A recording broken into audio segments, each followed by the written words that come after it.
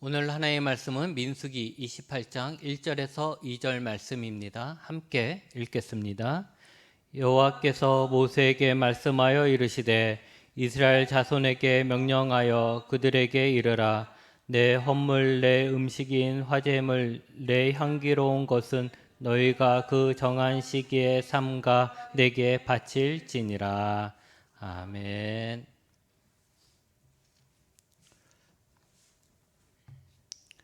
지난 몇 년 동안 이 코로나로 인해서 전 세계가 많이 힘들었고 비상 상황이었습니다. 특히 전염병으로 인해서 사람들이 모이지 못하니까 그동안 해오던 일상생활이 무너져 버렸었습니다. 그러다가 이제 조금씩 그 충격에서 벗어나고 일상을 거의 회복해 가고 있습니다.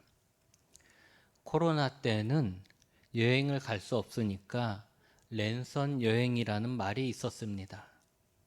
직접 여행을 가고 싶은데 여행을 공항에도 못 가고 비행기도 못 타고 사람들이 있는 곳에 가지도 못하니까 인터넷이나 방송으로 여러 나라에 들어가서 그곳의 경치를 보거나 예전에 찍어둔 그 여행 영상을 보면서 간접 경험을 하는 것으로 여행하고 싶은 마음을 달랬다라는 것입니다.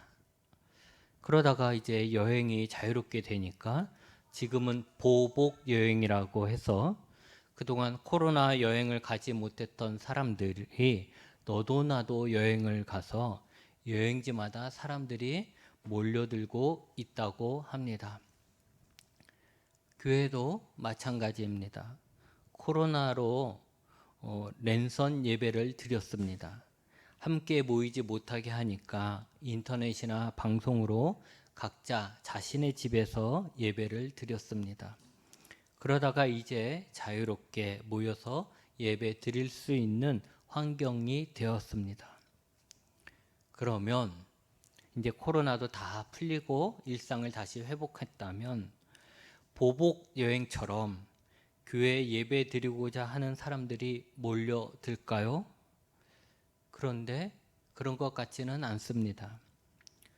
물론 코로나가 심했을 때보다는 나아졌지만 코로나가 있기 전처럼 모이지는 않는다고 합니다. 집에서 어쩔 수 없이 예배를 드리면서 교회에 모여서 예배 드리는 것을 그리워했던 사람들은 그대로 교회로 모여들고 있는 것이죠. 그들은 이야기할 겁니다. 역시 예배는 함께 모여서 드려야 해. 그래야 정말 예배 드리는 것 같아. 라고 서로 이야기하겠죠. 그런데 여러분, 문제는 교회로 모이지 않는 사람들이 의외로 많다라는 것입니다. 코로나가 끝났음에도 불구하고 교회로 모이지 않는 자들이 있다라는 거죠. 코로나 전에는 교회에 가서 예배 드리는 것이 당연한 생각이었어요. 그렇죠? 당연히 교회 예배 드려야지 하면 교회 가서 예배 드려야지, 이게 당연했던 거죠. 근데 코로나로 인해서 교회에 모이지 않고 각자 알아서 집에서 예배를 드릴 수 있다라고 생각을 하게 된 것입니다. 그렇게 하니 얼마나 편합니까? 시간이 교회에서 정한 시간이 아니라 함께 모이면 같은 시간에 모여야 되잖아요. 근데 그게 아니라 내가 만약에 아침잠이 많으면 오후나 저녁에 드려도 된다고 생각을 하는 거예요. 왜냐하면 언제든지 인터넷이나 방송을 통해서 예배 프로그램을 찾을 수 있기 때문에 그런 거죠. 또 함께 모여서 예배를 드리는 것이 아니니 복장도 내 편안하게 할 수 있다는 거죠. 함께 모이면 그래도 다른 사람들이 보니까 복장을 정갈하게 입고 제대로 입고 오겠지만 집에서 나 혼자 드리는데 복장이 무슨 상관이겠냐, 이렇게 되는 거죠. 그러다가 점점점 어떻게 합니까? 그럼 침대에서 드려도 되겠네 해서 그냥 침대에 누워서 그 핸드폰으로 그냥 예배를 드리기도 하는 것입니다. 이렇게 되면 어떻게 됩니까? 예배가 같이 모여서 드렸을 때보다 참 편안한 거죠. 예배 드리는 게 너무너무 편안한 거예요. 이것저것 신경 쓰지 않아도 되고 내 편한 시간에 내 마음대로 드릴 수 있으니까 편안한 거죠. 거기다가 헌금을 안 해도 됩니다. 헌금을 안 하죠. 교회 가서 예배를 드리면 헌금을 하는데 교회 가지 않으니까 헌금을 못 하는 거예요. 은근히 헌금하는 것이 부담스러웠던 사람들이나 그렇진 않더라도 헌금을 안 하게 되니 당장의 이득이라고 생각하는 사람들이 야, 이거 너무 좋다. 각자 집에서 각자 알아서 예배 드리는 것이 너무 편하고 좋다라고 생각하게 된 것입니다. 그런데 문제는 과연 이렇게 해도 될까라는 것이죠. 제 생각에는 단지 면피용 예배, 즉 예배를 안 드릴 수는 없으니 예배를 드렸다라고 말하기 위한 행위가 아닐까 싶습니다. 이런 식으로 편안함만을 추구하다 보면 예배의 본질이 흐려지게 되고 그러다 보면 왜 예배를 드려야 하는지라는 의심이 들 것이고 그렇게 되면 예배 드리나 안 드리나 뭐 별거 없네, 똑같네 라는 생각을 하게 되면 이제 예배 드리지 말자라는 결론이 나오게 됩니다. 여러분, 예수님을 믿는 자들은 꼭 예배를 드려야 합니까? 오늘 우리가 읽은 말씀을 보면 출애굽한 이스라엘 세대가 그 구원의 기쁨과 감사도 잊어버리고 가데스 바네아에서 정탐꾼들의 말을 듣고 하나님에 대해 불신하는 바람에 그들이 광야에서 다 죽었습니다. 그것이 거의 40년 동안 이스라엘 민족이 광야 생활을 하게 된 이유죠. 출애굽한 세대들은 하나님이 약속의 땅에 가지 못한다라는 거예요. 그래서 광야에서 40년 살면서 다 죽었습니다. 단 두 사람은 살아남죠. 갈렙과 여호수아는 살아서 들어가지만 나머지 사람들은 다 죽는 거예요. 모세까지도 죽습니다. 그렇게 이집트에서 탈출해서 나온 세대들은 다 죽고 이제 그들의 2세대가 다시 자라서 모압 평지에 모였습니다. 그곳의 높은 산에만 올라가면 바로 하나님이 약속하신 그 땅이 보여요. 이제 요단강만 지나가면 이제 하나님이 약속하신 그 땅에 들어가는 것입니다. 그러니까 곧 들어가기 바로 앞에 있는 거죠. 그렇게 약속의 땅을 눈앞에 두고 그곳에서 살게 될 이스라엘에게 하나님은 말씀하시는 거예요. 내 헌물, 내 음식인 화제물, 내 향기로운 것은 너희가 그 정한 시기에 삼가 내게 바칠지니라. 여러분, 새로운 땅에 들어가는 사람들에게 하고 싶은 말이 얼마나 많겠습니까? 그렇죠? 근데 하나님이 하신 이야기는 제사 지내는 걸 대해서 얘기하시는 거예요. 너희가 그 땅에 들어가면 너희들이 정한 대로 이렇게 하나님이 정해주는 대로 이렇게 제사를 드려라, 이렇게 얘기를 하고 계시는 거죠. 그러면서 그 정한 시기에 대해서 그리고 그 정한 시기에 드려야 될 제사에 대해서 뭘 드려야 해야 되는지까지도 다시 말씀해 주셔요. 그게 28장 29장의 내용이죠. 근데 그 중에서 세 개만 먼저, 앞에 있는 세 개만 먼저 보자면 상번제, 안식일, 초하루가 있어요. 상번제는 뭐냐? 상번제, 늘 드리는 예배라는 거예요. 제사라는 거죠. 늘 드려야 된다는 거죠. 항상 드려야 된다는 거죠. 그게 하루에 2차례인데 아침과 해질 때 꼭 드리라는 거죠. 또 안식일은 일주일에 한 번씩 드려지는 거죠. 그리고 매달 첫날 초하루에 또 제사를 드리라는 거예요. 이게 이제 사람들이 교회에서 쉽게 얘기하는 월상 예배가 되는 거죠. 이렇게 매달 첫날 하나님 앞에 제사를 드려라, 이렇게 된 거예요. 그러니까 여러분, 매일 2차례씩 아침 저녁으로 예배를 드리고 그날이 만약에 안식일이라면 또 안식일 예배를 드리고 그날이 또 초하루라면 또 초하루 예배를 드리는 거예요. 그러니까 많으면 하루에 4번 제사를 지내게 되는 거죠. 제사가 참 많죠. 그러면 하루에 2번 제사를 지내는 상번제는 무슨 의미가 있을까요? 하루의 시작과 마무리를 제사를 드림으로써 시작하고 마무리하는 것이죠. 즉 하루의 시작을 하나님과 함께하는 것이고, 그러면서 오늘 하루도 하나님의 도우심과 인도하심을 구하게 될 것이죠. 마무리 제사는 어떤 의미가 있을까요? 오늘 하루도 함께 하신 하나님께 감사드리는 것이죠. 우리식으로 얘기하면 하루를 시작하기 전에 새벽 예배를 드리잖아요. 새벽 예배를 드리면서 이제 오늘 하루도 하나님과 함께 시작할 수 있도록, 오늘 하루를 주신 하나님께 감사하고 오늘 하루도 주님과 함께 할 수 있도록, 그리고 오늘 하루도 주님의 뜻을 이루겠습니다 라는 마음으로 기도를 하는 거예요. 그러니까 새벽 기도가 사실은 새벽 기도라고 하지만 새벽에 나와서 하나님께 간구하고 우리가 원하는 걸 받기만 할 것이 아니라, 사실은 이 새벽의 시간에 하루를 시작하기 전에 하나님 앞에 제사를 지냄으로써 나 자신의 오늘 하루를 하나님 앞에 드립니다, 이런 의미가 있는 것이죠. 그리고 저녁에 해 다 끝나고, 우리는 지금은 해 지고 나서도 바쁘죠. 할 수 있는 일도 많고, 그러나 옛날에는 해 지면 아무 일도 할 수 없죠. 자야죠.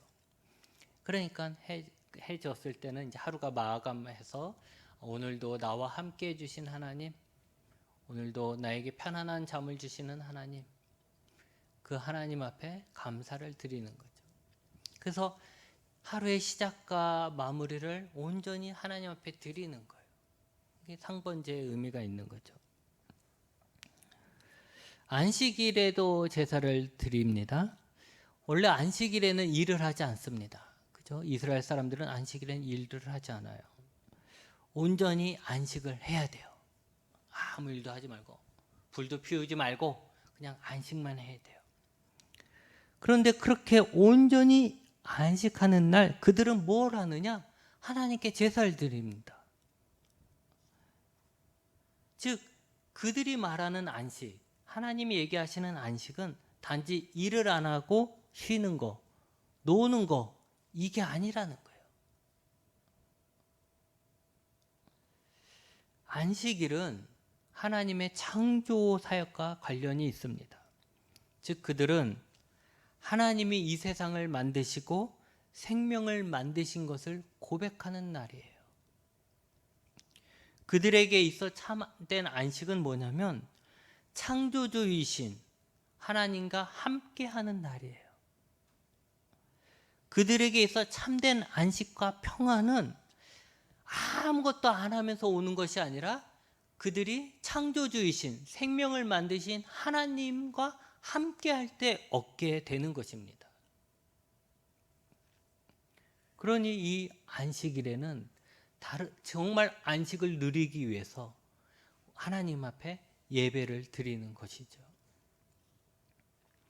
그리고 매달 첫날에도 하나님께 제사를 드립니다.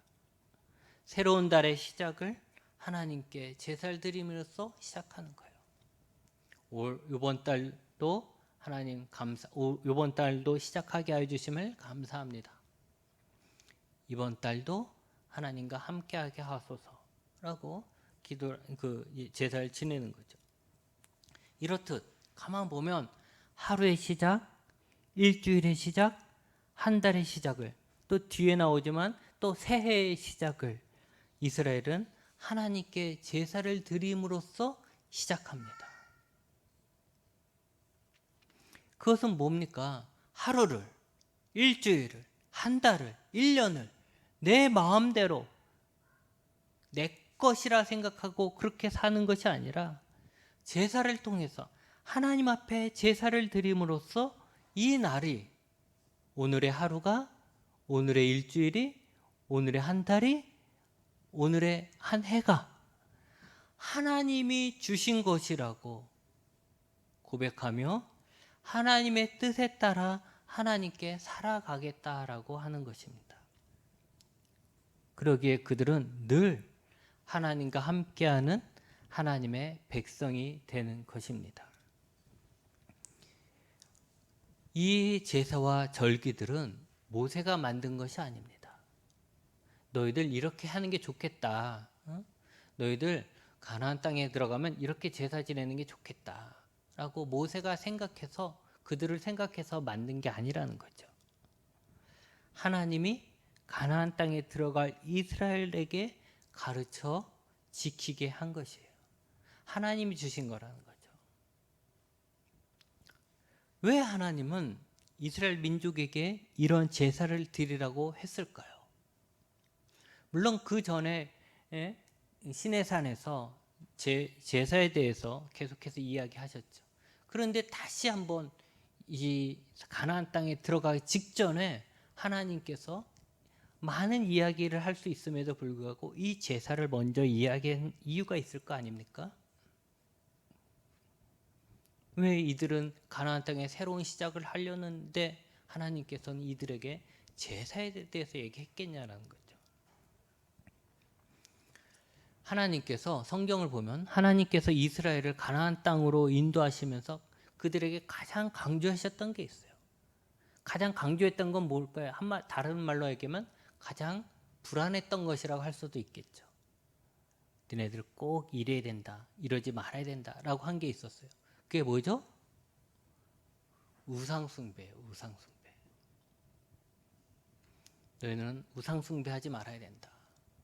하나님만 섬겨야 된다. 이걸 계속해서 가르쳤던 거죠. 여러분, 출애굽한 이스라엘은 시내산에서 하나님과 언약을 맺죠. 이제 그들은 하나님의 백성이고 그들은 이제 하나님은 그들의 하나님이 된다라는 언약을 맺어요. 그래서 이제 하나님의 백성이 된 그들은 어떻게 합니까? 하나님만을 섬기는 거죠. 그렇지 않아요? 하나님만을 섬기니까 하나님의 백성이죠. 만약에 사탄을 섬기면 그건 사탄의 백성이죠. 마찬가지로.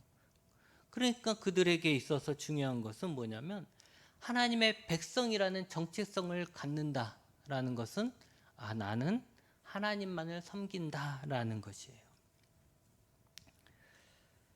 만약 그들이 하나님이 아닌 다른 신을 섬기면 그들은 스스로를 나는 하나님의 백성이 아닙니다 라고 말하는 것과 똑같은 것입니다. 광야에서 40년 동안 훈련한 것이 바로 그들이 하나님만을 믿고 의지하고 섬기는 것이에요. 그들은 그 시간 동안 하나님이 살아계심을 경험했고 하나님이 자신들을 먹이시고 지켜주신다는 것을 경험했습니다. 하나님이 자신과 함께 싸워준다는 것도 경험했어요. 그리고 그 광야에 그들에게는 오직 하나님밖에 없었습니다. 광야라는 곳은요, 생활하는 것은 힘들지만 하나님만을 섬기기엔 좋은 땅이었어요. 하지만 이제 그들이 들어갈 가나안 땅은 광야와 달랐습니다. 반대죠. 이스라엘이 들어가서 살게 될 가나안 땅은 빈 땅이 아니었습니다. 그곳에는 그들보다 더 발달된 문명이 자리 잡고 있었습니다. 그들이 광야에서는 누리지 못하는 문명이었죠. 더 풍요롭고 더 즐겁고 더 편안하고 안전한, 그리고 가나안 사람들의 모든 이 문명의 발달 밑에는 그들이 섬기는 풍요이신 바알이 있었습니다. 우리가 다른 민족과 교류하게 되면 물건만 왔다 갔다 하는 게 아니죠. 사람만 왔다 갔다 하는 게 아닙니다. 각 민족의 풍속과 문명, 종교가 교류하게 됩니다. 그렇게 됨으로써 우리에게 오고 가고 하게 되는 거죠. 지금까지 이스라엘은 광야에서 자신들만의 문화를 만들고 자신들만의 하나님을 섬겼지만 이제 가나안으로 들어가게 되면 그들은 가나안 사람들로 인해서 새로운 문화를 접하게 되고 또 우상도 접하게 되는 것이죠. 근데 이 우상이 너무나도 강력해요. 왜 강력합니까? 지금 이스라엘 사람들이 누리고 있는 문화적인 수준보다 만약에 낮다면, 가나안이 낮다면 높은 수준의 문화를 쉽게 전달할 수 있겠죠. 그리고 가나안 사람들이 이 이스라엘 사람들의 문화를 받아들이겠죠. 근데 지금은 반대라는 거죠. 가나안 사람들의 문화가 더 풍요로워요. 더 잘 살아요, 그들이. 그들이 더 잘 사니까 쉽게 잘 사는 가나안의 문화가 못 사는 이스라엘 문화에 넘어올 수가 있는 것이죠. 그래서 그들에게는 정말 위기라고 할 수 있는 것이에요. 그런 상황에서 그들이 여전히 하나님의 백성으로 살아가려면 가나안 땅에 들어가서 바알의 백성으로 사는 것이 아니라 여전히 그들이 자신들을 출애굽시켜 주신 하나님의 백성으로 살아가려면 그들은 그곳에 살고 있는 가나안 사람과 구별된 하나님의 백성이라는 정체성이 필요한 것입니다. 그래야 같이 있어도 섞이지 않죠. 이 정체성, 나는 하나님의 백성이다. 우리 가족은 하나님의 백성이다. 우리 민족은 하나님의 백성이다. 라는 이 정체성을 그들이 갖고 유지해야만 하는 것입니다. 그렇지 않으면 그냥 가서 얼마 되지 않아 다 섞여서 가나안 사람처럼 되고 마는 것이죠. 여러분, 하나님의 백성이라는 이 정체성을 지키는 방법, 그것이 바로 제사, 우리로 말하면 예배인 것입니다. 우리는 예배를 통해서 우리가 하나님의 백성이라는 정체성을 갖고 유지할 수 있는 것이죠. 여러분, 예배야말로 누가 어디에 누구에게 예배를 드리느냐를 보면 꼭 나의 주인이 누구이며 내가 누구의 말에 순종하며 내가 누구를 기쁘게 할 것이며 내가 누구를 의지하는 것을 분명하게 보여줍니다. 저 사람이 누구에게 예배하느냐에 따라서. 만약에 절에 가서 불공을 드리면서 석가모니를 예배한다면 그 사람은 누가 봐도 저 사람은 부처를 의지하는 사람이구나, 부처의 말을 따르는 사람이구나, 부처를 섬기는 사람이구나 라는 것을 알 수 있죠. 그렇죠? 누가 이슬람 사원에 가서 기도를 해요. 그러면 그가 아무 말 안 해도 우리는 알 수 있는 거죠. 아, 저 사람은 알라를 믿는 사람이구나, 알라의 말을 따르는 사람이구나, 저 사람은 알라를 의지하는구나, 알라에게 헌신하는구나, 이것을 알 수 있는 거예요. 그렇게 예배는 결국 내가 누구를 섬기고 나의 주인이 누구인가를 보여주는 거라는 것이죠.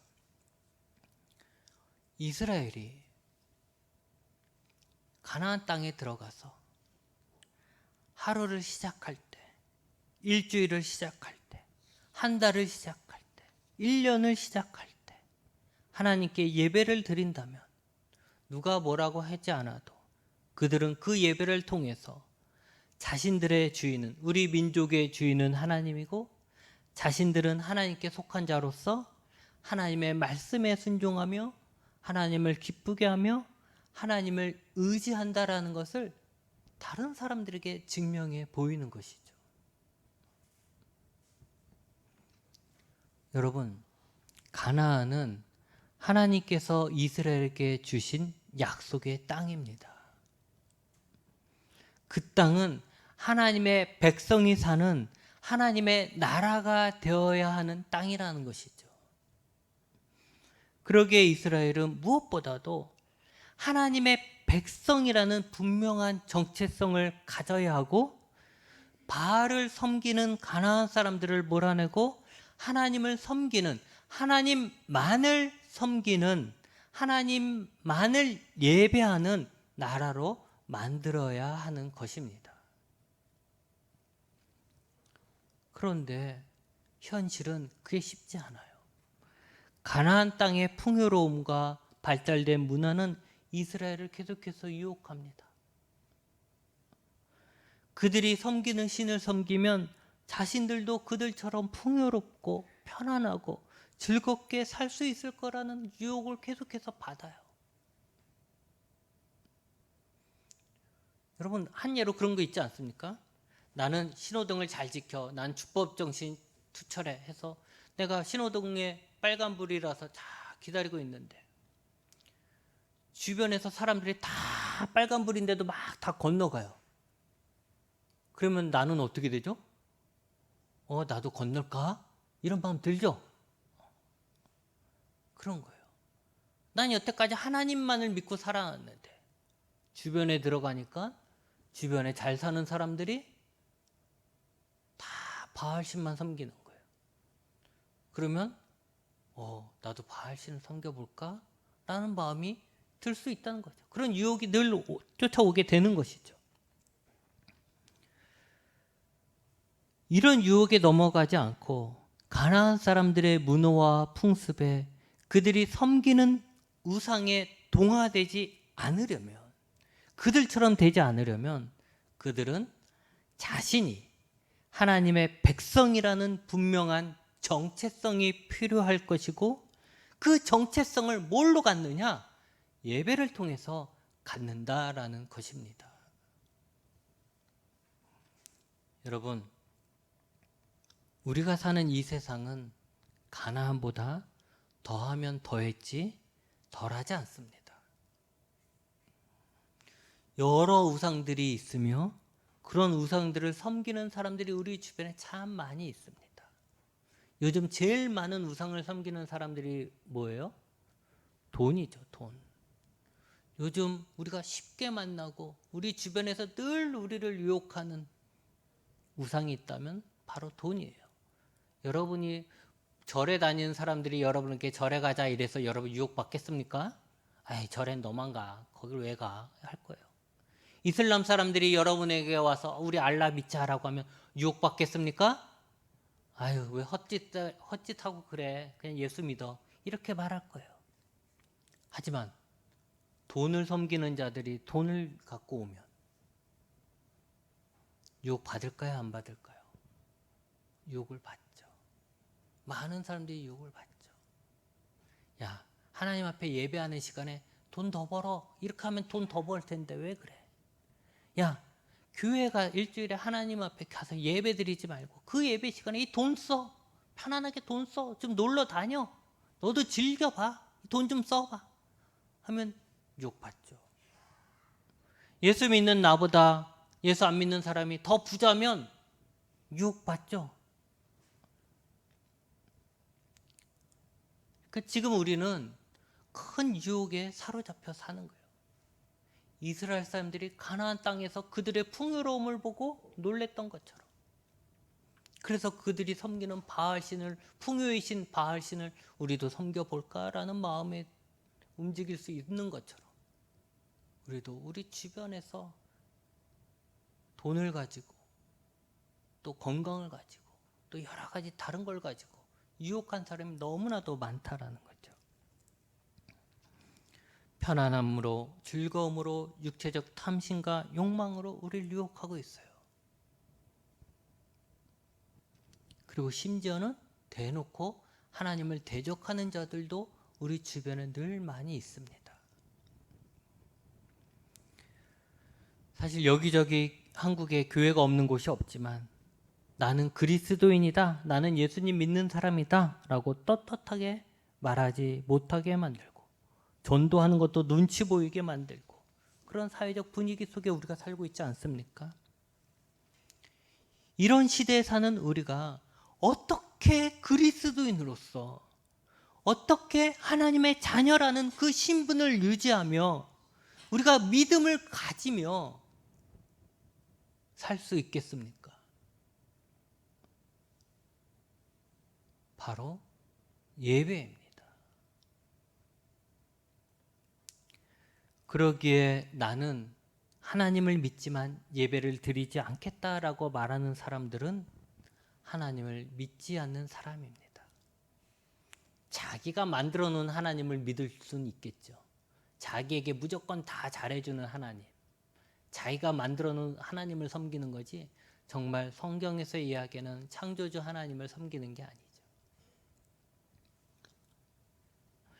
물론 함께 모여서 예배드리는 것이 귀찮으니 집에서 인터넷이나 TV로 예배를 드리겠다, 예배를 안 드릴 수는 없고 그냥 그렇게 드리겠다라고 말하는 사람들, 그런 사람들은 예배에 대한 기대가 없는 사람입니다. 우리가 코로나로 인해서 혼자 집에서 예배 드리는 것과 교회에 모여서 예배 드리는 것이 다르다는 것을 경험해 보지 않았습니까? 그래서 알 거예요, 이 같지 않다는 것을. 그럼에도 불구하고 난 그냥 집에서 TV나 핸드폰으로 예배 드릴래 라고 말하는 사람들은 그거죠. 면피용. 나 예배 드렸어, 이렇게 얘기하는 거예요. 이 사람들은 예배가 뭔지도 잘 모르는 거예요. 여러분, 우리는 예배 드렸다라는 면피용 예배를 드려서 이 세상에 우리의 믿음을 유지할 수 없습니다. 이 악한 세상, 하나님을 믿는 것을 정말 짓눌러서 없애려고 하는 이런 세상에 우리가 그냥 인터넷 딱 하나 보고서 나 예배 드렸다라고 하면서 믿음을 유지할 수 있겠습니까? 없다는 거죠. 우리는 진정한 예배를 드리는 자가 되어야 합니다. 진정한 예배를 드리는 자만이 이 세상 속에서 하나님의 자녀라는 그 정체성을 계속해서 유지해 나갈 수 있으며 하나님에 대한 믿음을 가지고 세상 속에서 살아갈 수 있는 것입니다. 여러분, 하나님의 자녀에게 있어 하나님께 예배를 드릴까 말까는 선택의 문제가 아니에요. 어느 게 더 좋을까라는 선택의 문제가 아니라 정체성의 문제입니다. 하나님의 자녀로서 사는 생존의 문제라는 것입니다. 우리가 세상과 타협해서 예배를 드리지 않으면 우리의 믿음 또한 약해질 것이고 결국 우리는 세상을 변화시키는 그리스도인이 아니라 세상과 동화된 변질된 그리스도인이 되고 마는 것입니다. 우리는 예배를 통해서 우리의 믿음을 지키고 세상을 변화시킬 수 있는 것입니다. 오늘 말씀의 상번제처럼 하루의 시작과 하루의 마무리를 하나님께 예배드림으로 이 하루가 저절로 나에게 온 것이 아니라 하나님이 주신 것이라는 것을 인정하고 하나님과 함께하는 하루가 되길 기도하고 저녁에는 오늘 하루 동안 나와 함께 해주신 하나님을 고백하며 감사를 드리는 것이죠. 안식일처럼 세상은 저절로 생긴 것이 아니라 하나님께서 창조하신 세상이며 하나님이 이 세상의 주인이라는 것을 인정하고 창조주 하나님을 높일 뿐만 아니라 창조주이시며 생명의 주인이 되신 하나님이 주시는 참된 안식을 사모하고 그 안식을 통해서 하나님 주시는 그 안식을 통해서 진정한 안식을 누리는 것입니다. 이 모든 것을 지식으로만 아는 것이 아니라 예배를 통해서 우리 삶에서 나타나게 하는 것이죠. 여러분, 이제부터라도 하나님의 자녀들에게 예배가 얼마나 중요한지 깨닫고 하나님을 예배하기 위해서 늘 힘써야 합니다. 바라기는 믿음 없는 세상에 동화되어 사는 것이 아니라 오히려 세상을 하나님의 나라로 변화시켜가는 하나님의 자녀로서의 삶을 살기 위해서라도 하나님께 열심히 예배드리시기 바랍니다. 기도하시겠습니다.